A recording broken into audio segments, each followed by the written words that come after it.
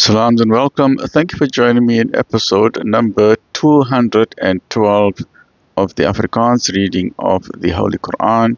En ons is nou bezig met die Heilige Quran. Die Heilige Quran bij Imam M.A. Baker.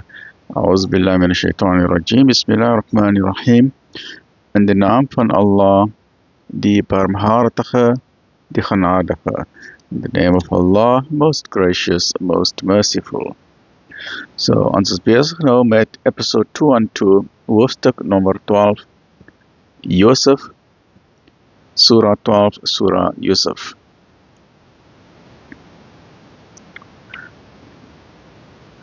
Afdeling 3 van hoofdstuk nummer 12. Standvastigheid van Joseph teen versoeking. En die Egyptenaar wat hom gekoop het aan sy vrou gesê, maak sy verblyf eerlik. Miskien kan hy ons van niet wees, of kan ons hom dalk as seun aanneem. En so het ons Joseph in die land gevestig, sodat ons hom in die uitleg van die spreuke kan onderrig. En Allah het volle beheer oor wat hy beveel, maar die meeste mense weet dit nie. En toe hy opgegroei het ons aan hom wysheid en kennis geskenk. Wysheid, baie belangrik, en kennis, reg? Geskenk, dit is 'n gift. So beloon ons hulle wie se werke welgevallig is. En sy in wie sy was, het probeer om hom teen sy sin te verlei, en het die deure gesluit en gesê, kom nou. Hy het geantwoord, mag Allah dit verhoed.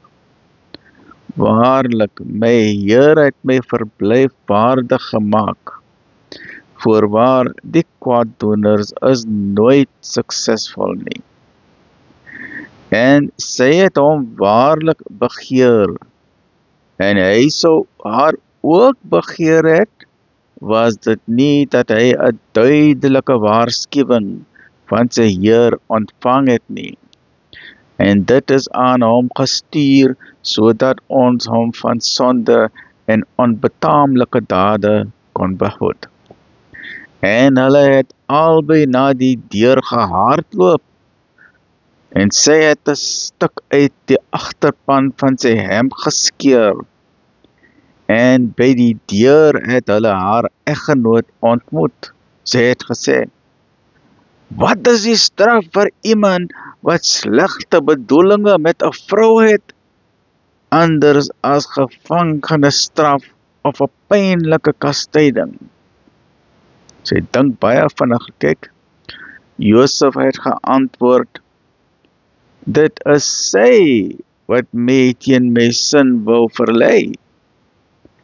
En 'n familielid van haar het getuig, as sy hemp van voor geskeur is, praat sy die waarheid, en is hy 'n leeuenaar. En as sy hemp van agter geskeur is, vertel sy 'n leuen, en is hy een van die opregtes.